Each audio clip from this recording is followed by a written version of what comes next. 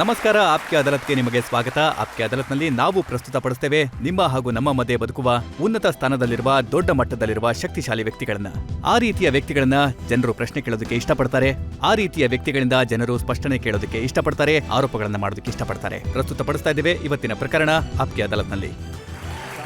Business tycoon Vijay Mallya Aapki ಅದಾಲತ್ನಲ್ಲಿ ಹಾಜರಾಗಿ.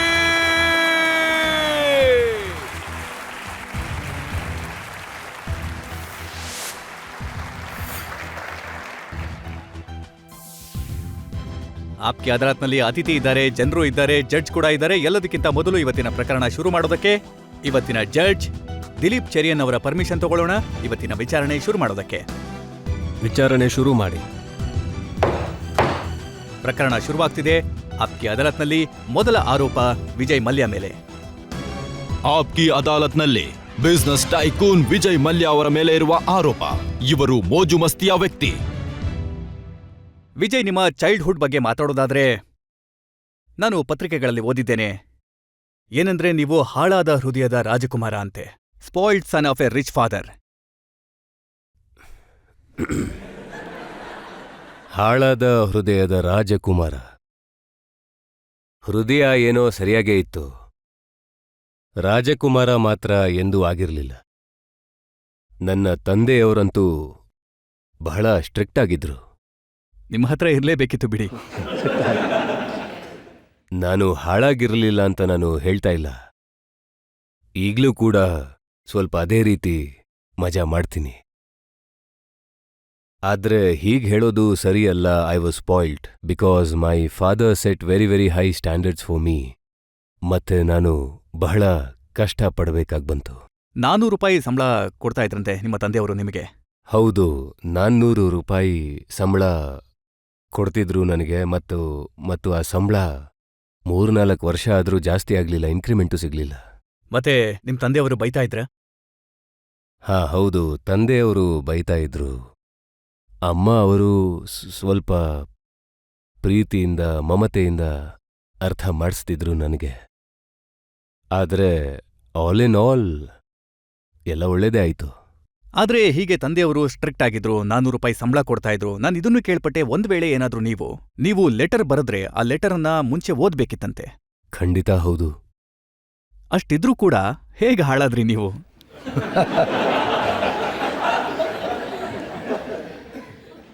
ತಂದೆಯವರು ನನ್ನನ್ನ ಬಿಹಾರದ ಹತಿದಾಗೆ ಮೊದಲು ಕಳಿಸಿದ್ರು. ಅದ್ರ ನಂತರ ಶಹಜಾದ್ಪುರ್ ಉತ್ತರ ಪ್ರದೇಶಕ್ಕೆ. ಆಮೇಲೆ ನಾನು ಕಾರ್ ಕೇಳ್ದಾಗ ಅವರದಕ್ಕೆ ಒಪ್ಕೊಳ್ಳಿಲ್ಲ. ನನಗೆ ಸೈಕಲ್ ಕೊಡಿಸ್ಬಿಟ್ರು.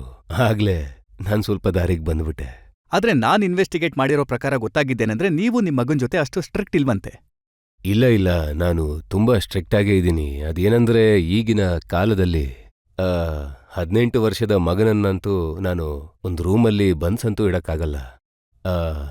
ಆದ್ರೆ ಬೋರ್ಡಿಂಗ್ ಸ್ಕೂಲ್ನಲ್ಲಿ ಇದ್ದ ಅವನು ಈಗ ಕಾಲೇಜ್ಗೆ ಹೋಗ್ತಿದ್ದಾನೆ, ಮತ್ತೆ ಬೋರ್ಡಿಂಗ್ನಲ್ಲೇ ಇದ್ದಾನೆ. ಹಾಗೆ ಬೋರ್ಡಿಂಗ್ನಲ್ಲಿ ಇನ್ಬಿಲ್ಟ್ ಡಿಸಿಪ್ಲಿನ್ ಇರುತ್ತೆ. ಅವನು ಇಲ್ಲಿಗೆ ರಜದ ಮೇಲ್ ಬಂದಾಗ ಸ್ವಲ್ಪ ಪಾರ್ಟಿ ಮಾಡ್ತಾನವನು.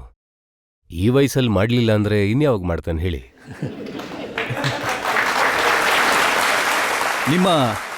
ನಿಮ್ಮ ಫಾದರ್ ನಿಮಗೆ 25 ವರ್ಷ ವಯಸ್ಸಿನವರೆಗೂ ಒಂದು ಸೈಕಲ್ ಕೂಡ ಕೊಡ್ಸಿರ್ಲಿಲ್ಲ. ಆದ್ರೆ ನೀವು ಮಗನಿಗೆ 18ನೇ ವಯಸ್ಸಿಗೆನೆ ಏರ್ಕ್ರಾಫ್ಟನ್ನ ಗಿಫ್ಟ್ ಮಾಡಿದ್ದೀರಾ. ಅವನಿಗೆ ಪಾಪ ಗಾಡಿ ಕೂಡ ಓಡ್ಸಕ್ ಬರೋದಿಲ್ಲ. ನೀವು ಏರ್ಕ್ರಾಫ್ಟ್ ಬಗ್ಗೆ ಮಾತಾಡ್ತಾ ಇದ್ದೀರಾ. ನಾನು ನನ್ನ ಮಗನ ಹುಟ್ಟುದಬ್ಬದ ದಿನ ನನ್ನ ಏರ್ಲೈನ್ಸ್ನ ಲಾಂಚ್ ಮಾಡಿದೆ.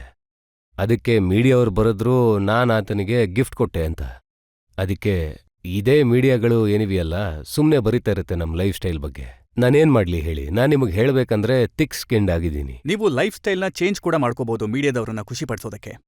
ನಾನೀಗ ಮೀಡಿಯಾದವ್ರನ್ನ ಖುಷಿ ಪಡ್ಸಕ್ಕೆ ಅಂತ ನಿಂತ್ರೆ ನನ್ನ ಜೀವನ ಹಾಳಾಗ್ಬಿಡುತ್ತಲ್ವ? ನಾನಂತೂ ವರ್ಕ್ ಹಾರ್ಡ್ ಅಂಡ್ ಪ್ಲೇ ಹಾರ್ಡ್ನ ಫಿಲಾಸಫಿ ಜೊತೆಗೆ ನನ್ನ ಜೀವನ ಏನಿದೆ ಅದನ್ನ I live it that way. Expensive ಕಾರ್ಗಳಲ್ಲಿ ಓಡಾಡೋದು, ರೇಸಿಂಗ್ ಹವ್ಯಾಸ ಇಟ್ಕೊಂಡಿರೋದು, ಕುದುರೆಗಳನ್ನ ಸಾಕೋದು, ಹೈ ಫ್ಲೈಯಿಂಗ್ ಲೈಫ್ ಲೀಡ್ ಮಾಡೋದು. ಆದ್ರೆ ನೀವ್ ಹೇಳ್ತೀರಾ ಬಹಳ ಕಷ್ಟಪಟ್ಟಿದ್ದೀನಿ, ಬಹಳ ಹಾರ್ಡ್ ವರ್ಕಿಂಗ್ ಅಂತ.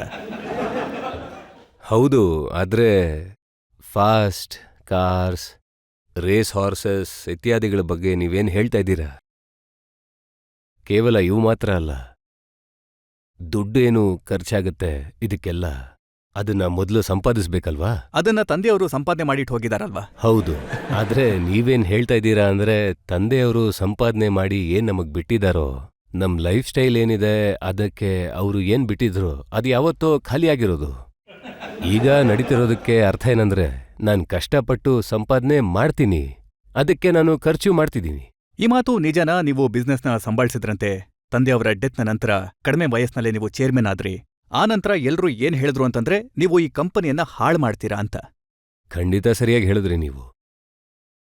ನೀವ್ ಹೇಳ್ತಾ ಇರೋದು ಸರಿಯಾಗೇ ಇದೆ, ಆದ್ರೆ ಆ ದಿನಗಳಲ್ಲಿ ಯುಬಿಯ ಶೇರ್ ಪ್ರೈಸ್ 19 ರೂಪಾಯಿ ಇತ್ತು, ಇವತ್ತು 500ಕ್ಕಿಂತ ಮೇಲಿದೆ. ಅದು ದಟ್ ಸೇಸ್ ಸಮಥಿಂಗ್. ಇದನ್ನೇ ಜನ ತಿಳ್ಕೊಳ್ಳೋದಕ್ಕೆ ಇಷ್ಟಪಡ್ತಾರೆ, ಹೇಗೆ ಮಾಡ್ತೀರಾ ಅಂತ. ಯಾಕಂದ್ರೆ ಕೆಲಸ ಮಾಡೋ ರೀತಿ ಕಾಣೋದಿಲ್ಲ ನೀವು. ಕೆಲವೊಮ್ಮೆ ನೀವು ಪಾರ್ಟಿಗಳಲ್ಲಿ ಕಾಣಿಸ್ಕೋತೀರಾ. ನಾನು ರೆಕಾರ್ಡನ್ನ ನೋಡ್ದೆ, 1 ವರ್ಷದಲ್ಲಿ ಮುಂಬೈನಿಂದ ಸ್ಯಾನ್ ಫ್ರಾನ್ಸಿಸ್ಕೋ 36 ಟೈಮ್ಸ್ ನೀವು ಟ್ರಾವೆಲ್ ಮಾಡಿದ್ದೀರಾ. ಹಾ, ಈ ವಿಷಯ ಸರಿಯಾಗಿದೆ, ಆದ್ರೆ ನಾನು ಇಷ್ಟು ಹೇಳಕ್ ಇಷ್ಟಪಡ್ತೀನಿ ಏನಂದ್ರೆ ಮೀಡಿಯಾದವರು ನಮ್ ಹಿಂದೆನೇ ಸುತ್ತಾ ಇರ್ತಾರೆ ಪಾರ್ಟಿಗಳಲ್ಲಿ. ದುಃಖದ ವಿಷಯ ಏನಂದ್ರೆ ಮೀಡಿಯಾದವರು ನಮ್ಮ ಆಫೀಸ್ ಕಡೆ ಬರೋದೇ ಇಲ್ಲ. ಆ ಕಾರಣದಿಂದ ಏನ್ ತೋರಿಸ್ತಾರೋ ಅದು ಕೇವಲ ಪಾರ್ಟಿಯ ಸಮಯದ್ದೇ ಕಾಣಿಸುತ್ತೆ. ನಾನಂತೂ ಮೀಡಿಯಾದವ್ರಿಗೆ ಇನ್ವಿಟೇಷನ್ ಕೊಡಕ್ಕೆ ಇಷ್ಟಪಡ್ತೀನಿ, ಒಂದು ಸಲ ನಮ್ಮ ಆಫೀಸ್ ಕಡೆಗೂ ಬನ್ನಿ, ಮತ್ತೆ ಅವರೇ ನೋಡ್ಬೋದು ನಾನು ಎಷ್ಟು ಕೆಲಸ ಮಾಡ್ತೀನಿ ಅಂತ. ಒಂದು ಕಾಂಟ್ರವರ್ಸಿ ನಾನು ಮೀಡಿಯಾದಲ್ಲಿ ನೋಡಿದೆ, ಯಾವಾಗ ನೀವು ಕಿಂಗ್ ಫಿಶರ್ನ ಕ್ಯಾಲೆಂಡರ್ ಬಿಡುಗಡೆ ಮಾಡಿದ್ರಿ. ಹೌದು, ಒಬ್ರಿಗಿಂತ ಒಬ್ರು ದೊಡ್ಡ ಮಾಡೆಲ್ಗಳನ್ನ ಸ್ವಿಮ್ ಸೂಟ್ನಲ್ಲಿ ತೋರಿಸಿದ್ರಿ. ಹೌದು, ಸ್ವಿಮ್ ಸೂಟ್ ಕೂಡ ಬಟ್ಟೆನೇ ಅಲ್ವಾ? ಯಾರಾದ್ರೂ ಸಮುದ್ರದ ದಡಕ್ಕೆ ಹೋದ್ರೆ ಸಲ್ವಾರ್ ಕಮೀಸ್ ಹಾಕೊಂಡು ಹೋಗಲ್ಲ ಅಲ್ವಾ? ಆದ್ರೆ ನೀವು ಕರ್ಕೊಂಡು ಹೋಗೋದಾದ್ರೆ ತಕ್ಷಣ ಸಮುದ್ರ ತೀರಕ್ಕೆ ಹೋಗ್ತೀರಾ. ಅದು ಯಾಕೆಂದ್ರೆ ಈ ದೇಶದ 3 ಸೈಡ್ನಲ್ಲೂ ಸಮುದ್ರ ತಾನೇ ಇರೋದು.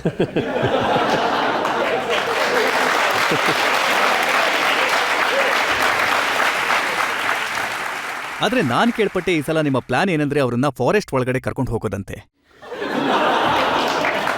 ಅದು ಫಾರೆಸ್ಟ್ನಲ್ಲೂ ಕೂಡ ಪೂಲ್ಸ್ ಇರುತ್ತೆ, ರೆಸಾರ್ಟ್ಸ್ ಇರುತ್ತೆ.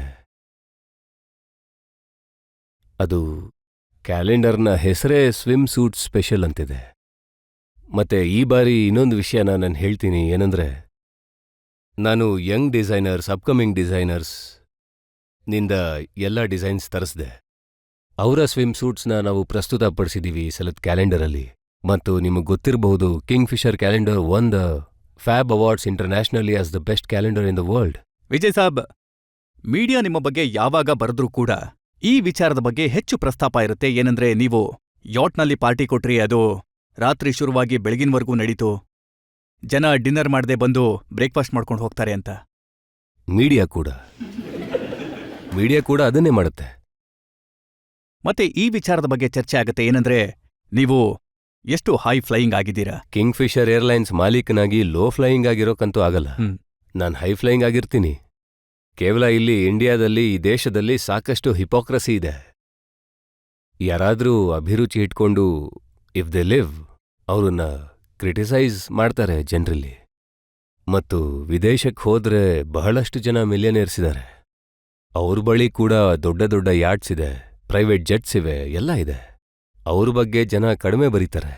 ಇಲ್ಲಿ ನಮ್ಮ ದೇಶದಲ್ಲಿ ಯಾರಾದ್ರೂ ಹಾಗೆ ಬದುಕಿದ್ರೆ ಜನರು ಕ್ರಿಟಿಸೈಸ್ ಮಾಡ್ತಾರೆ. ಇದು ತುಂಬಾ ತಪ್ಪು. ನಿಮಗೆ ಅಸಮಾಧಾನ ಆಗತ್ತಾ ಈ ರೀತಿ ಕ್ರಿಟಿಸಿಸಂ ಬಂದಾಗ? ಇಲ್ಲ, ಈಗಂತೂ ನಾನು ತುಂಬಾ ಥಿಕ್ ಸ್ಕಿನ್ಡ್ ಆಗಿದ್ದೀನಿ. ಹೇಳ್ಬೇಕಂದ್ರೆ ನಾನದನ್ನ ಮನ್ಸಿಗೆ ಹಾಕ್ಕೊಳ್ಳಲ್ಲ. ಯಾಕೆಂದ್ರೆ ನನ್ನನ್ನ ನಾನು ಡಿಫೆಂಡ್ ಮಾಡ್ಕೊಂಡು ಸಾಕಾಗೋಗಿದೆ. ಅದಕ್ಕೆ ನಾನು ಹೇಳಿದ್ದೀನಿ ಅವ್ರಿಗೆ, ಎಷ್ಟು ಬರೀತೀರೋ ಬರೀರಿ, ನನ್ನ ಕಂಪನಿಗಳ ರಿಸಲ್ಟ್ ಏನಿದೆ, ನಾನ್ ಏನು ಅಚೀವ್ಮೆಂಟ್ ಮಾಡ್ತೀನೋ ನನ್ನ ಜೀವನದಲ್ಲಿ, let them judge it by those results. Vijay, ಬಹಳಷ್ಟು ಆರೋಪಗಳಿವೆ, ಪ್ರಶ್ನೆಗಳಿವೆ, ಜನರು ಕೂಡ ಪ್ರಶ್ನೆಗಳನ್ನ ಕೇಳೋರಿದ್ದಾರೆ. ಆದ್ರೆ ನಾವೊಂದು ಸಣ್ಣ ಬ್ರೇಕ್ ತಗೊಳ್ಳೋಣ. ಬ್ರೇಕ್ನ ನಂತರ ಬಿಸ್ನೆಸ್ ಟೈಕೋನ್ ವಿಜಯ್ ಮಲ್ಯ ಮೇಲಿನ ಜನತಾ ಪ್ರಕರಣ ಮುಂದುವರಿಯುತ್ತದೆ.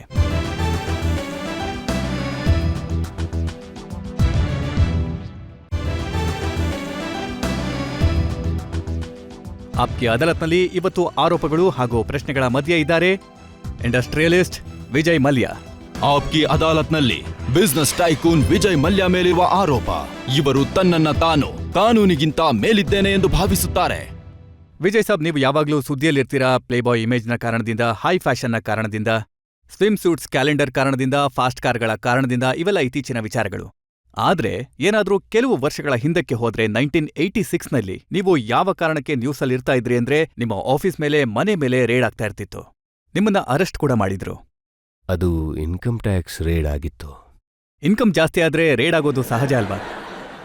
ಸಮಸ್ಯೆ ಏನು ಅಂದ್ರೆ ಈ ದೇಶದಲ್ಲಿ ಅದು ಕೆಲವು ವ್ಯಕ್ತಿಗಳು ಅನ್ಕೋತಾ ಇದ್ರು ಟ್ಯಾಕ್ಸ್ ಎವಿಷನ್ ಆಗ್ತಿದೆ ಅಂತ, ಅದಕ್ಕೆ ರೇಡ್ ಮಾಡ್ತಾರೆ. ನಾನು ಹೇಳಿದ್ದೇನೆಂದ್ರೆ, ಈಗಲೂ ಕೂಡ ನಾನು ಅದನ್ನೇ ಹೇಳ್ತೀನಿ, ಅದೇನೆಂದ್ರೆ investigation is the prerogative of the government. ಆದರೆ ಇನ್ವೆಸ್ಟಿಗೇಷನ್ನಲ್ಲಿ ಸ್ವಲ್ಪ ಗೌರವ ಕೂಡ ಇರಬೇಕು.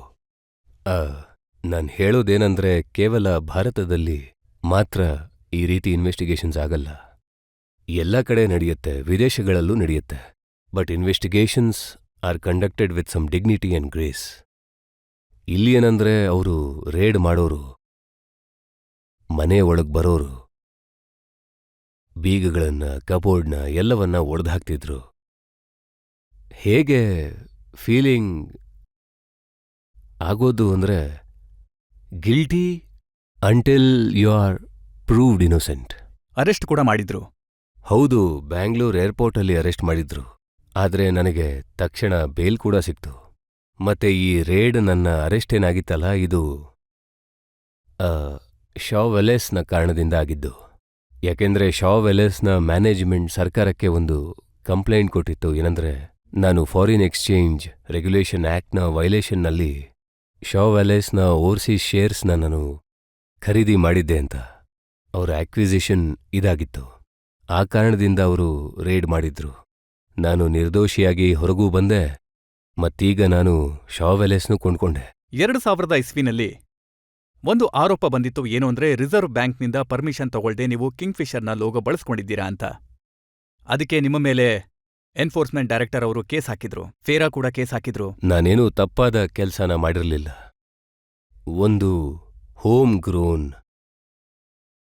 ಸೂಪರ್ ಬ್ರ್ಯಾಂಡ್ ಕಿಂಗ್ಫಿಷರ್ ಏನಿದೆ, ಇದನ್ನ ವಿದೇಶಕ್ಕೆ ತಲುಪಿಸೋದು ನನ್ನ ಕೆಲಸ ಆಗಿತ್ತು, ಈಗಲೂ ಕೂಡ ಇದೆ. It should be a matter of pride that something from India has become so popular globally. ಈಗ 2005ರಲ್ಲಿ ಜನ ಹೇಳ್ತಿದ್ದಾರೆ ಇಂಡಿಯನ್ ಮಲ್ಟಿನ್ಯಾಷನಲ್ ಆಗಬೇಕು ಅಂತ. ನಾನು 1978ರಲ್ಲೇ UBಯನ್ನ ಇಂಡಿಯಾದ ಮಲ್ಟಿನ್ಯಾಷನಲ್ ಕಂಪ್ನಿ ಮಾಡಿದ್ದೆ. ಮತ್ತು ಆ ಕಾರಣದಿಂದಾನೇ ಎಲ್ಲ ರೇಡ್ಸ್, ಎಲ್ಲ ಇನ್ವೆಸ್ಟಿಗೇಷನ್ಸ್ ಆಯ್ತು. ನಾನು ಅಕ್ವಿಟ್ ಆಗಿದ್ದೆ, ನಿರ್ದೋಷಿಯಾಗಿ ಹೊರಗೆ ಬಂದೆ. ಆದರೆ ಈಗ ನೋಡಿ ಕಾಲ ಹೇಗೆ ಬದಲಾಗಿದೆ ಅಂತ. ಇದನ್ನೇ ಕೇಳಬೇಕು ಅಂತಿದೆ, ಹೇಗೆ ಕಾಲ ಬದಲಾಗಿದೆ.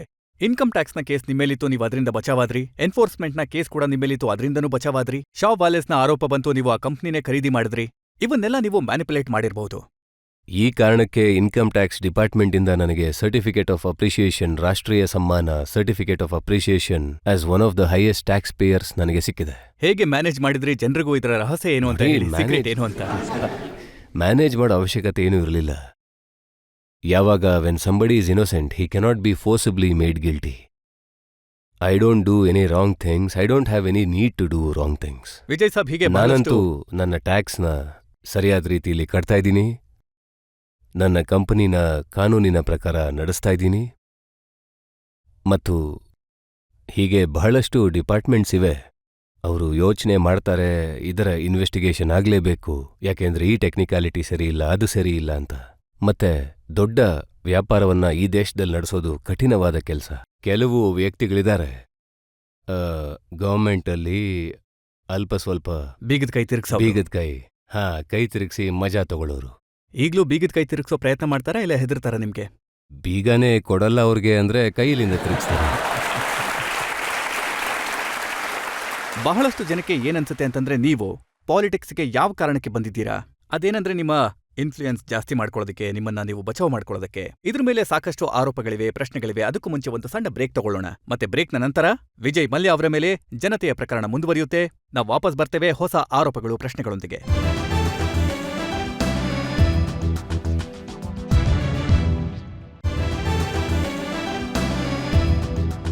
ಆಪ್ಕಿ ಅದಾಲತ್ನಲ್ಲಿ ಇವತ್ತು ಜನರ ಆರೋಪಗಳು ಮತ್ತು ಪ್ರಶ್ನೆಗಳ ಮಧ್ಯೆ ಇದ್ದಾರೆ ಬಿಸ್ನೆಸ್ ಟೈಕೂನ್ ವಿಜಯ್ ಮಲ್ಯ. ಆಪ್ಕಿ ಅದಾಲತ್ನಲ್ಲಿ ಮುಂದಿನ ಆರೋಪ ವಿಜಯ್ ಮಲ್ಯ ಮೇಲೆ. ಆಪ್ಕಿ ಅದಾಲತ್ನಲ್ಲಿ ಉದ್ಯಮಿ ವಿಜಯ್ ಮಲ್ಯ ಮೇಲಿರುವ ಆರೋಪ. ಇವರು ಬಿಸ್ನೆಸ್ಗಾಗಿ ರಾಜಕೀಯದಿಂದ ಲಾಭ ಪಡೆಯೋದಕ್ಕೆ ಪ್ರಯತ್ನ ಪಡ್ತಾರೆ. ವಿಜಯ್ ಸಾಬ್, ಈ ಮಾತು ನಿಜನಾ? ನೀವು ಪಾಲಿಟಿಕ್ಸ್ಗೆ ಈ ಕಾರಣಕ್ಕೆ ಬಂದಿದ್ದೀರಾ? ಯಾಕಂದ್ರೆ ನೀವು ಬಹಳ ತೊಂದರೆಗೊಳಪಡ್ತಾ ಇದ್ರಿ ಗವರ್ನಮೆಂಟಿಂದ, ಸರ್ಕಾರದಿಂದ, ಪೊಲಿಟಿಷಿಯನ್ಗಳಿಂದ. ನೀವು ಯೋಚನೆ ಮಾಡಿದ್ರ ಖುದ್ದು ನಾನೇ ಪೊಲಿಟಿಷಿಯನ್ ಆಗೋಣ ಅಂತ? ರಾಜ್ಯಸಭೆಯ ಮೆಂಬರ್ ಆಗಿದ್ರೂ ಕೂಡ ಟ್ಯಾಕ್ಸ್ ಇನ್ವೆಸ್ಟಿಗೇಷನ್ ಕೂಡ ನಡೀತಾ ಇದೆ. ನಾನ್ ಏನ್ ಕೇಳ್ತಾ ಇದ್ದೀನಿ ಅಂದ್ರೆ, ರಾಜ್ಯಸಭೆಯ ಮೆಂಬರ್ ಆಗೋದಕ್ಕೆ ಎಷ್ಟು ಹಣ ಕೊಟ್ರಿ ನೀವು? ಅದಕ್ಕಾಗಿ ನಾನು ಬಿಜೆಪಿಯ ಅಫಿಷಿಯಲ್ ಕ್ಯಾಂಡಿಡೇಟ್ನ ಸೋಲ್ಸಿ ನಾನು ಚುನಾಯಿತನಾಗಿ ಬಂದೆ. ಅದಕ್ಕಾಗಿ ಬಿಜೆಪಿ ನನ್ನ ಮೇಲೆ ಕರ್ನಾಟಕ ಹೈಕೋರ್ಟಲ್ಲಿ ಕೇಸ್ ಕೂಡ ಹಾಕಿದ್ದಾರೆ, ನಾನು NRI ಅಂತ. ಮತ್ತು ಈ ಕಾರಣದಿಂದ I was ineligible. But I one that case as well. ಮತ್ತೆ ನಾನು ಆ ನ್ಯಾಯಾಲಯದಲ್ಲೂ ಕೂಡ ನಿರ್ದೋಷಿಯಾಗಿ ಹೊರಗೆ ಬಂದೆ. ನೀವೀಗ ಮತ್ತೆ ಕೇಳ್ತೀರಾ ಅದ್ರ ಬೆಲೆ ಏನಿತ್ತು ಅಂತ, ಅಲ್ವಾ? ಅದ್ರ ಬೆಲೆ ಏನು ಅಂದ್ರೆ ನನ್ನ ಲಾಯರ್ ಸರಿಯಾಗಿದ್ರು. ನೀವು ಒಬ್ರೇ ಯಾವ ರೀತಿ ವ್ಯಕ್ತಿ ಅಂತಂದ್ರೆ, ನೋಡಿ, 2003ರಲ್ಲಿ ಜನತಾ ಪಾರ್ಟಿ ಜಾಯ್ನ್ ಆದ್ರಿ. ಮತ್ತೆ ಜಾಯ್ನ್ ಆಗ್ತಿದ್ದಾಗ್ಲೇ ಆ ಪಾರ್ಟಿಯ ವರ್ಕಿಂಗ್ ಪ್ರೆಸಿಡೆಂಟ್ ಆಗ್ಬಿಟ್ರಿ. ಆ ಪಾರ್ಟಿನಲ್ಲಿ ನೀವ್ ಯಾವತ್ತೂ ವರ್ಕರ್ ಆಗಿರ್ಲಿಲ್ಲ, ಸೀದಾ ವರ್ಕಿಂಗ್ ಪ್ರೆಸಿಡೆಂಟ್. ನಾನಂತೂ ಹೆಗ್ಡೆ ಸರ್ ಅವರ ಶಿಷ್ಯ ಆಗಿದ್ದೆ. ಮತ್ತು ಅವರು ಹೇಳಿದ್ರಿಂದ ನಾನು ಮೊದಲು JDUನಲ್ಲಿ ಶಾಮೀಲಾದೆ. ಮತ್ತೆ ನಾನು JDUನಲ್ಲಿ ಸೀನಿಯರ್ ವೈಸ್ ಪ್ರೆಸಿಡೆಂಟ್ ಆಗಿದ್ದೆ. ಮತ್ತೆ JDU ಇಂದ ನಾನು ಜನತಾ ಪಾರ್ಟಿಗೆ ಹೋದೆ, ಹೆಗ್ಡೆ ಸರ್ ಅವರು ಹೇಳಿದ್ರು ಅನ್ನೋ ಕಾರಣಕ್ಕೆ. ಮತ್ತೆ ಹೆಗ್ಡೆ ಸರ್ ಅವರ ಆಸೆ ಏನಿತ್ತು ಅಂದ್ರೆ, ಜನತಾ ಪಾರ್ಟಿಯ ಸಿಂಬಲ್ನ ಮೂಲಕ ಕರ್ನಾಟಕದಲ್ಲಿ ಚುನಾವಣೆ ಸ್ಪರ್ಧಿಸಬೇಕು. ಜನರಿಗೆ ಇದನ್ನ ಹೇಳಿ ಏನಂದ್ರೆ, ನಿಮ್ಮ ಪಾರ್ಟಿ 148 ಸೀಟ್ಗಳಿಗೆ ಸ್ಪರ್ಧೆ ಮಾಡಿತ್ತು, ಆದ್ರೆ ಸಂಪೂರ್ಣವಾಗಿ ಎಲ್ಲಾ ಸೋತಿದ್ರಿ. ಹಾ, ಹೌದು, ಒಂದು ಸೀಟ್ ಆದ್ರೂ- ಸೋತ್ವಿ. ಹೌದು, ಒಂದು ಸೋತ್ವಿ. ಸೀಟ್ ಆದ್ರೂ ಗೆದ್ದಿದ್ರೆ. ಹೌದು, 1000 ವೋಟ್ಗಳಿಂದ, 1000 ವೋಟ್ಸ್, ಲೆಸ್ ದ್ಯಾನ್ 1000 ವೋಟ್ಸ್ಗಳಿಂದ 20 ಕ್ಯಾಂಡಿಡೇಟ್ ಸೋತ್ರು. ಮತ್ತೆ ಯಾವಾಗ 50ರಿಂದ 60,000 ವೋಟ್ಸ್ ಬಿದ್ದಿದೆ ಅಂದ್ರೆ 1,000 ವೋಟ್ಸ್ ಏನು ಅನ್ಸೋದಿಲ್ಲ. ಬಟ್ ಮೋರ್ ಇಂಪಾರ್ಟೆಂಟ್ಲಿ, ನೀವಿದನ್ನ ಗಮನಿಸಿ, ಜನತಾ ಪಾರ್ಟಿ ಕರ್ನಾಟಕದ ಸಂಪೂರ್ಣ 4% ವೋಟ್ ಪೋಲ್ ಮಾಡಿದೆ. ಇದ್ರ ಬಗ್ಗೆ ನಾನ್ ಸ್ವಲ್ಪ ಹೇಳಕ್ ಇಷ್ಟಪಡ್ತೀನಿ. ಏನಂದ್ರೆ, that is a reflection of the effort that went in. ಮತ್ತೆ ಆಂಧ್ರ ಪ್ರದೇಶ್ ಎಲ್ಲಿ ಕಾಂಗ್ರೆಸ್ನ ಸ್ವೀಪ್ ಇತ್ತೋ 2 ಸೀಟ್ ತಗೊಂಡ್ ಬಂದ್ವಿ ಅಲ್ಲಿಂದ. ವಿಜಯ್ ಸಾಬ್, ನಾವು ಪೊಲಿಟಿಕಲ್ ಹಿಸ್ಟ್ರಿನಲ್ಲಿ, ನೈಬರ್ಹುಡ್ನ ಪೊಲಿಟಿಕಲ್ ಹಿಸ್ಟ್ರಿ ಏನಿದೆಯಲ್ಲ, ಏಷ್ಯಾದ ಪೊಲಿಟಿಕಲ್ ಹಿಸ್ಟ್ರಿನಲ್ಲಿ ಇಬ್ರನ್ನ ಮಾತ್ರ ಆ ರೀತಿ ನೋಡೋದಿಕ್ ಸಾಧ್ಯ. ಅವರು ಪಾರ್ಟಿ ಸ್ಥಾಪನೆ ಮಾಡಿ ಚುನಾವಣೆ ಸ್ಪರ್ಧಿಸಿ 1 ಸೀಟನ್ನು ಗೆದ್ದಿಲ್ಲ. ಒಬ್ರು ವಿಜಯ್ ಮಲ್ಯ, ಇನ್ನೊಬ್ರು ಇಮ್ರಾನ್ ಖಾನ್. ನನಗೆ ಖುಷಿ ಆಗ್ತಿದೆ ನೀವು ನನ್ನ ಇಮ್ರಾನ್ ಖಾನ್ ಅವ್ರ ಜೊತೆ ಕಂಪೇರ್ ಮಾಡ್ತಾ ಇರೋದು. ಅವರು ಕೂಡ ಸೆಲೆಬ್ರಿಟಿ, ನೀವ್ ಹೇಳ್ತಿರೋ ಹಾಗೆ. ಅವರ ಲೈಫ್ ಸ್ಟೈಲ್ ಬಗ್ಗೆ ಕೂಡ ಮೀಡಿಯಾದಲ್ಲಿ ಬರೀತಾರೆ ಅಲ್ವಾ? ಹಾಗಿದ್ಮೇಲೆ ಈ ಮಾತು ಇದರ ಸರಿಯಾಗಿದೆ. ಅರ್ಥ ಏನಂದ್ರೆ, ಈ ರೀತಿ ಲೈಫ್ ಸ್ಟೈಲ್ ಇರೋ ವ್ಯಕ್ತಿಗಳಿಗೆ ಜನರು ವೋಟ್ ಕೊಡಲ್ಲ ಅಂತ.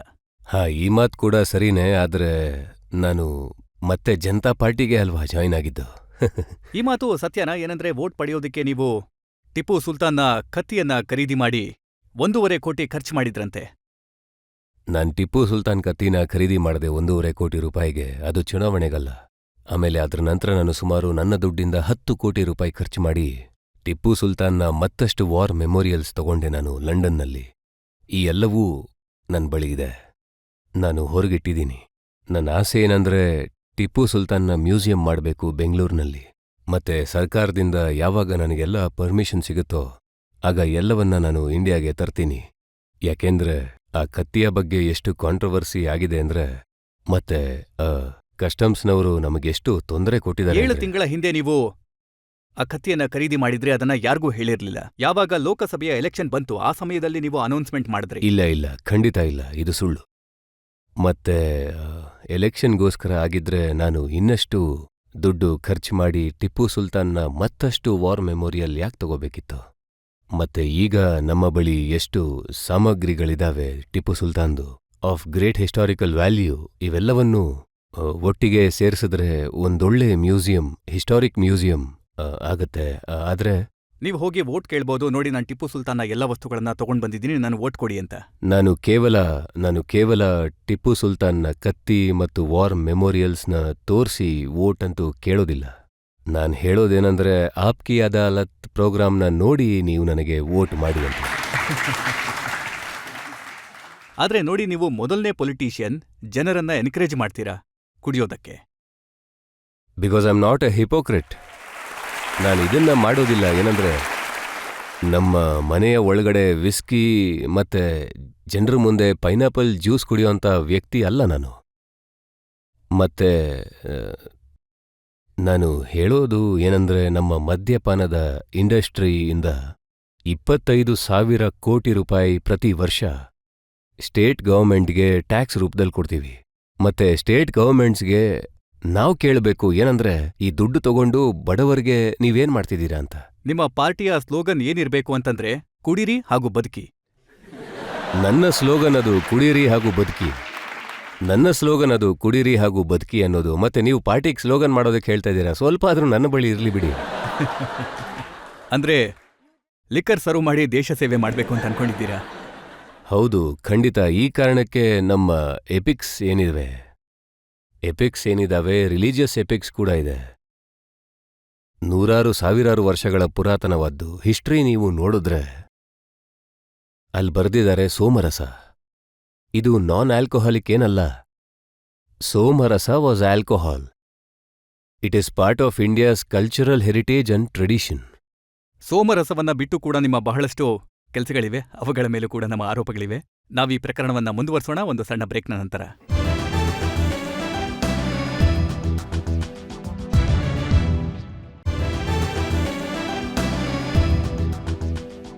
ಆಪ್ಕಿ ಅದಾಲತ್ನಲ್ಲಿ ಇಂದು ನಾವು ಜನರ ಪರವಾಗಿ ಪ್ರಕರಣವನ್ನ ನಡೆಸ್ತಾ ಇದ್ದೇವೆ. ಹೆಸರಾಂತ ಉದ್ಯಮಿ ಇಂಡಸ್ಟ್ರಿಯಲಿಸ್ಟ್ ವಿಜಯ್ ಮಲ್ಯ ಅವರ ಮೇಲೆ. ಆಪ್ಕಿ ಅದಾಲತ್ನಲ್ಲಿ ಮುಂದಿನ ಆರೋಪ ವಿಜಯ್ ಮಲ್ಯ ಅವರ ಮೇಲೆ. ಆಪ್ಕಿ ಅದಾಲತ್ನಲ್ಲಿ ಇಂಡಸ್ಟ್ರಿಯಲಿಸ್ಟ್ ವಿಜಯ್ ಮಲ್ಯ ಮೇಲೆ ಇರುವ ಆರೋಪ. ಇವರು ಗ್ಲಾಮರ್ ಹಿಂದೆ ಓಡ್ತಾರೆ. ವಿಜಯ್ ಸಾಬ್, ಯಾವ ವ್ಯಕ್ತಿಗಳು ನಿಮಗೆ ಬಾಲ್ಯದಿಂದ ಪರಿಚಿತರೋ ಅವರು ಏನ್ ಹೇಳ್ತಾರೆ ಅಂದ್ರೆ, ನಿಮ್ಮ ತಂದೆ ಹೇಳ್ತಿದ್ರು ಕೆಲ್ಸದ ಬಗ್ಗೆ ಗಮನ ಕೊಡು ಅಂತ. ಆದ್ರೆ ನಿಮ್ಮ ಗಮನ ಇರ್ತಾ ಇದ್ದಿದ್ದು ಸಿನಿಮಾದಲ್ಲಿ. ಈ ಕಾರಣಕ್ಕೆ ನಿಮ್ಮನ್ನ ಯಾವ ಜಾಗ ಕಳಿಸಿದ್ರು ಅಂದ್ರೆ, ಅಲ್ಲಿ ಸಿನಿಮಾ ಹಾಲ್ 18 ಕಿಲೋಮೀಟರ್ ದೂರ ಇತ್ತಂತೆ.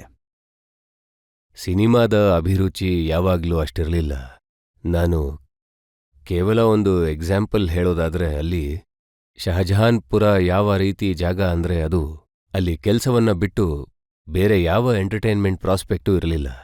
ಮತ್ತೆ ಪಿಕ್ಚರ್ನ ನೋಡಬೇಕು ಅಂದ್ರೂ ಕೂಡ 18 ಕಿಲೋಮೀಟರ್ ದೂರ ಇತ್ತಲ್ಲಿಂದ. ಆದ್ರೆ ನನಗೆ ಅಷ್ಟಾಗಿ ಪಿಕ್ಚರ್ ನೋಡೋ ಹವ್ಯಾಸ ಇರಲಿಲ್ಲ. ಮತ್ತೀಗ್ಲೂ ಕೂಡ ನಾನು 6 ತಿಂಗಳಿಗೊಮ್ಮೆ ಪಿಕ್ಚರ್ನ ನೋಡ್ತೀನಿ. ಆದ್ರೆ ನಾನೀಗ ಕೇಳ್ಪಟ್ಟೆ ಪಿಕ್ಚರ್ ಮಾಡೋ ಹವ್ಯಾಸ ಬೆಳೆಸ್ಕೊಂಡಿದ್ದೀರಂತೆ. ನಾನು ಶಾವೆಲೆಸ್ನ ಕೂಡ ತಗೊಂಡೆ. 1,400 ಕೋಟಿ ರೂಪಾಯಿನ ಖರ್ಚು ಮಾಡಿ ನಾನು ಕಿಂಗ್ಫಿಷರ್ ಏರ್ಲೈನ್ಸ್ನ ಶುರು ಮಾಡಿದೆ. ಇವೆಲ್ಲ ಏನು ಅಷ್ಟು ಸುಲಭದ ಕೆಲ್ಸಗಳಲ್ಲ. ಇದರಲ್ಲೂ ಕೂಡ ಬಹಳ ಶ್ರಮ ಪಡಬೇಕಾಗತ್ತೆ. ಈಗ ನಾನು ನನ್ನ ಪ್ರಯಾರಿಟೀಸ್ಗಳನ್ನ ಗಮನದಲ್ಲಿಟ್ಕೊಂಡು ಮುಂದೆ ಸಾಗ್ತಾ ಇದ್ದೀನಿ. ಯಾರಾದ್ರೂ ಸ್ನೇಹಿತ ಬಂದು ನನಗೆ ಸಹಾಯ ಮಾಡು ಅಂದ್ರೆ, ನನಗೆ ಫೈನಾನ್ಷಿಯಲ್ ಸಪೋರ್ಟ್ ಬೇಕು, ಪಿಕ್ಚರ್ ಮಾಡ್ತಾ ಇದ್ದೀನಿ ಅಂದ್ರೆ ನಾನು ಖಂಡಿತ ಅದನ್ನ ಕನ್ಸಿಡರ್ ಮಾಡ್ತೀನಿ. ಇದರ ಅರ್ಥ ನಾನು ತುಂಬಾ ದೊಡ್ಡ ಡೈವರ್ಸಿಫಿಕೇಶನ್ ಶುರು ಮಾಡ್ತಿದ್ದೀನಿ ಅಂತಲ್ಲ. ನಾನು ಒಬ್ಬ ಮಹಾನ್ ಫಿಲ್ಮ್ ಪ್ರೊಡ್ಯೂಸರ್ ಆಗ್ತಿದ್ದೀನಿ ಅಂತಲ್ಲ. ನಾನು ಯಾರೋ ಸ್ನೇಹಿತರಿಗೆ ಅಥವಾ ಯಂಗ್ ಅಂಡ್ ಅಪ್ಕಮಿಂಗ್ ಟ್ಯಾಲೆಂಟ್ಗಳಿಗೆ ನಾನು ಸಹಾಯ ಮಾಡಿದ್ರೆ ಅದನ್ನ ಮೀಡಿಯಾದವರು ಬರೀತಾರೆ ನಾನು ಪ್ರೊಡ್ಯೂಸರ್ ಆಗಿದ್ದೀನಿ ಅಂತ. ನನಗೇನು ಸಂಜಯ್ ಲೀಲಾ ಬನ್ಸಾಲಿ ಆಗ್ಬೇಕು ಅನ್ನೋ ಯಾವ ಇಷ್ಟನೂ ಇಲ್ಲ. ನೋಡಿ, ಜನಗಳು ಏನ್ ಬರೀತಾರೆ ಅಂತಂದ್ರೆ, ಫಿಲ್ಮ್ಗಳಲ್ಲಿ ಹೀರೋಯಿನ್ಗಳು ಏನ್ ಇರ್ತಾರಲ್ಲ, ಅವರನ್ನ ಸಪೋರ್ಟ್ ಮಾಡೋದಕ್ಕೆ ನೀವು ಫಿಲ್ಮ್ಗಳಿಗೆ ಫೈನಾನ್ಸ್ ಮಾಡ್ತೀರಂತೆ. ಸರಿ, ನೀವು ಬಹಳ ಒಳ್ಳೆ ಐಡಿಯಾ ಕೊಟ್ರಿ. ಇದು ನನಗೆ ಮೊದಲು ಗೊತ್ತೇ ಇರಲಿಲ್ಲ. ಧನ್ಯವಾದ. ಇನ್ನೊಂದು ವಿಚಾರ ಕೇಳ್ಪಟ್ಟೆ, ಏನಂದ್ರೆ ನೀವು ಸಿನಿ ಬ್ಲಿಟ್ಸ್ ಹೆಸರಿನ ಮ್ಯಾಗಝಿನ್ ಖರೀದಿ ಮಾಡಿದ್ರಂತೆ. ಹೌದು, ಸಿನಿ ಬ್ಲಿಟ್ಸ್ ಮ್ಯಾಗಝಿನ್ ನಮ್ದೆ. ಮತ್ತೆ ಸಿನಿ ಬ್ಲಿಟ್ಸ್ನ ಎಕ್ಸ್ಪ್ಯಾಂಡ್ ಮಾಡಿ ನಾನು ಹೈ ಬ್ಲಿಟ್ಸ್ ಕೂಡ ಲಾಂಚ್ ಮಾಡಿದೆ. ಮತ್ತಿದು ಗ್ಲಾಮರ್ ಮ್ಯಾಗಝಿನ್ ಆಗಿದೆ. ಅದಕ್ಕೆ ಅನ್ಸುತ್ತೆ ನಿಮ್ಮನ್ನ ಗ್ಲಾಮರ್ ಟ್ರಕ್ ಅಂತ ಕರೆಯೋದು. ಎಲ್ಲಿ ಗ್ಲಾಮರ್ ಇರುತ್ತೆ ಅಲ್ಲಿಗೆ ಹೋಗ್ತೀರಾ. ಒಂದು ಹಾಡಿದ್ಯಲ್ಲ, ಜಹಾ ಮೇ ಜಾತಿ ಹೂಂ ವಹೀ ಚಲೆ ಆತೆ ಹೋ. ನಾನು ಎಲ್ಲಿಗೆ ಹೋಗ್ತೀನೋ ಅಲ್ಲಿಗೆ ಮೀಡಿಯಾದವರು ಹಿಂದೆನೆ ಬರ್ತಾರೆ. ಈ ಮಾತು ಕೂಡ ಸರಿಯಾಗಿದೆ. ಇಲ್ಲಿ ಈ ದೇಶದಲ್ಲಿ ಮೀಡಿಯಾದವ್ರಿಗೆ ಪ್ರಶ್ನೆನ ನಾನು ಕೇಳ್ತೀನಿ. ಅದೇನಂದ್ರೆ, ಅವ್ರು ಯಾಕಿಷ್ಟು ಗ್ಲಾಮರ್ ಸ್ಟ್ರಕ್ ಆಗಿದ್ದಾರೆ ಅಂತ. Cine blitz is media. Cine blitz is a magazine that covers the film industry. But so is Stardust, so is film fair. So what is so great about my involvement with Cineblitz? You have Verb magazine, You have Cosmopolitan, and you have so many other magazines which are into fashion. So what is wrong with hybrids? ಒಂದು news ಪೇಪರ್ನ ವಿಷಯ ಏನು ಅಂದ್ರೆ ವಿಜಯ್ ಮಲ್ಯ ಏನಾದ್ರೂ ಮಾಡ್ದ ಅಂದ್ರೆ spot light ಬಿದ್ದ್ಬಿಡುತ್ತಷ್ಟೇ. ವಿಷಯ ಏನಂದ್ರೆ ಬೇರೆ ಯಾರಾದ್ರೂ ಮಾಡಿದ್ರೆ ಅಷ್ಟು ಸ್ಪಾಟ್ ಲೈಟ್ ಬೀಳಲ್ಲ, ಪವರ್ ಟ್ರಿಪ್ ಆಗುತ್ತೆ. ಇದು ಈ ರೀತಿ ತಾನೇ. ಹೇಗೆ ಅಂದ್ರೆ ಡೊನಾಲ್ಡ್ ಟ್ರಂಪ್ ಏನಾದ್ರೂ ಮಾಡಿದ್ರೆ ಅವ್ರ ಮೇಲೆ ಸ್ಪಾಟ್ಲೈಟ್ ಬೀಳುತ್ತೆ. ಹಾ, ಡೊನಾಲ್ಡ್ ಟ್ರಂಪ್ ಏನಾದ್ರೂ ಮಾಡಿದ್ರೆ ಸ್ಪಾಟ್ಲೈಟ್ ಖಂಡಿತ ಬೀಳುತ್ತೆ, ಆದ್ರೆ ನಾನು ಡೊನಾಲ್ಡ್ ಟ್ರಂಪ್ ಅಲ್ವಲ್ಲ. ನೀವು ಅದೇ ದಾರಿಲಿ ಹೋಗ್ತಾ ಇದ್ದೀರಾ ಅಲ್ವಾ? ಜನರು ಕೆಲವೊಮ್ಮೆ ಹೇಳ್ತಾರೆ ನಾನು ಬ್ರಾನ್ಸನ್ ದಾರಿಯಲ್ಲಿ ಹೋಗ್ತಾ ಇದ್ದೀನಿ ಅಂತ, ಕೆಲವ್ರು ಹೇಳ್ತಾರೆ ನಾನು ಡೊನಾಲ್ಡ್ ಟ್ರಂಪ್ ದಾರಿಯಲ್ಲಿ ಹೋಗ್ತಾ ಇದ್ದೀನಿ ಅಂತ. ನಾನು ಇಷ್ಟು ಮಾತ್ರ ಹೇಳಬಲ್ಲೆ, ಏನಂದ್ರೆ ನಾನು ವಿಜಯ್ ಮಲ್ಯ ದಾರಿಯಲ್ಲಿ ಹೋಗ್ತಾ ಇದ್ದೀನಿ ಅಷ್ಟೇ. ಅಥವಾ ನೀವು ಪ್ಲೇಬಾಯ್ ಆಗೋ ದಾರಿನಲ್ಲಿ ಹೋಗ್ತಾ ಇದ್ದೀರಾ? ಆಗೋದಕ್ಕಲ್ಲ, ನಾನು ಆಲ್ರೆಡಿ ಆಗಿದ್ದೀನಿ.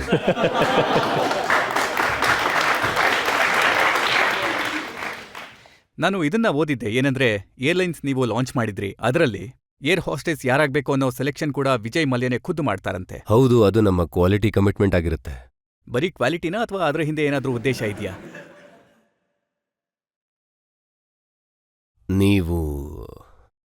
ನೀವು ಕೇಳ್ತಿದ್ದೀರಾ ಅಂದ್ರೆ, ನಮ್ಮ ಕಿಂಗ್ಫಿಷರ್ ಏರ್ಲೈನ್ಸ್ನ ಸರ್ವಿಸ್ ಆಫರಿಂಗ್, ಪ್ರಾಡಕ್ಟ್ ಆಫರಿಂಗ್ ಒಂದು ದೊಡ್ಡ ಹೈ ಕ್ಲಾಸ್ ಸ್ಟ್ಯಾಂಡರ್ಡ್ ಆಗಿದೆ. ಅದರಲ್ಲಿ ನಾವು ನಿರ್ಣಯ ಮಾಡಿದ್ವಿ, ನಾವು ಎಲ್ಲರಿಗಿಂತ ಬೆಸ್ಟ್ ಇನ್ಫ್ಲೈಟ್ ಸರ್ವಿಸ್ ಕೊಡೋಣ ಅಂತ. ಮತ್ತೆ ನಮ್ದೇ ಫ್ಲೈಯಿಂಗ್ ಮಾಡೆಲ್ಸ್ ಇರ್ತಾರೆ, consistent with Kingfisher in brand involvement in fashion. ನನಗೆ ಈಗ ಅನ್ನಿಸ್ತಾ ಇದೆ ವಿಜಯ್ ಸಾಬ್, ಈ ಪ್ರೋಗ್ರಾಮ್ನ ಬಳಸ್ಕೊಂಡು ನೀವು ಕಿಂಗ್ಫಿಷರ್ ಏರ್ಲೈನ್ಸ್ ಅನ್ನ ಪ್ರಮೋಟ್ ಮಾಡೋದಕ್ಕೆ ನೋಡ್ತಾ ಇದ್ದೀರಾ ಅಂತ. ನೀವು ನಿಮ್ಮ ಇಂಡಿಯಾ ಟೆಲಿವಿಷನ್ನ ಪ್ರಮೋಷನ್ ಮಾಡೋದಕ್ಕೆ ಅಲ್ವಾ ನನ್ನನ್ನು ಇಲ್ಲಿ ಕರೆಸಿರೋದು?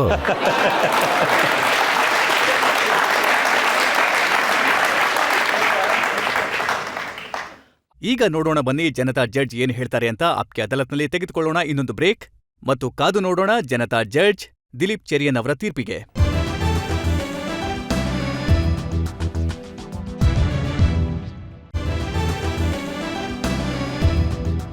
ಆಪ್ಕೆ ಅದಾಲತ್ನಲ್ಲಿ ಇವತ್ತು ನಾವು ಪ್ರಸ್ತುತಪಡಿಸಿದ್ದು ಇಂಡಸ್ಟ್ರಿಯಲಿಸ್ಟ್ ವಿಜಯ್ ಮಲ್ಯ ಅವರಿಂದ ಸ್ಪಷ್ಟೀಕರಣ ಕೇಳಿದ್ವಿ.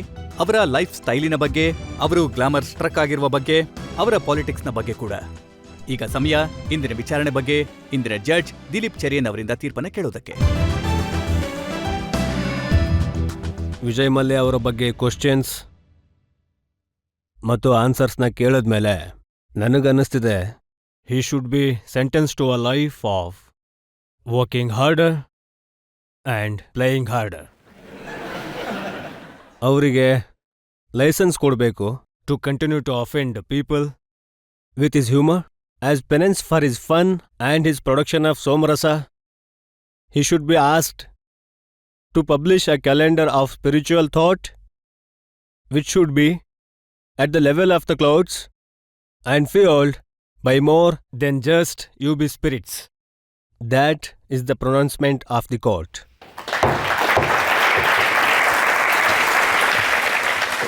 ಇದೇ ನಂಬಿಕೆಯೊಂದಿಗೆ, ಇದೇ ವಿಶ್ವಾಸದೊಂದಿಗೆ ವಿಜಯ್ ಮಲ್ಯ ರಾಜಕೀಯದ ಕಡೆ ಗಂಭೀರವಾದ ಗಮನ ಕೊಡ್ಲಿ, ತಮ್ಮ ಬಿಸ್ನೆಸ್ ಅನ್ನ ಇನ್ನಷ್ಟು ವಿಸ್ತಾರ ಮಾಡ್ಲಿ. ಇಂದಿನ ಕಾರ್ಯಕ್ರಮವನ್ನ ಇಲ್ಲಿಗೆ ಮುಗಿಸೋಣ. ಮುಂದಿನ ವಾರ ಮತ್ತೆ ಭೇಟಿಯಾಗೋಣ ಆಪ್ಕೆ ಅದಾಲತ್ನಲ್ಲಿ ಒಂದು ಹೊಸ ಪ್ರಕರಣದೊಂದಿಗೆ. ಅಲ್ಲಿಯವರೆಗೆ ನಮಸ್ಕಾರ.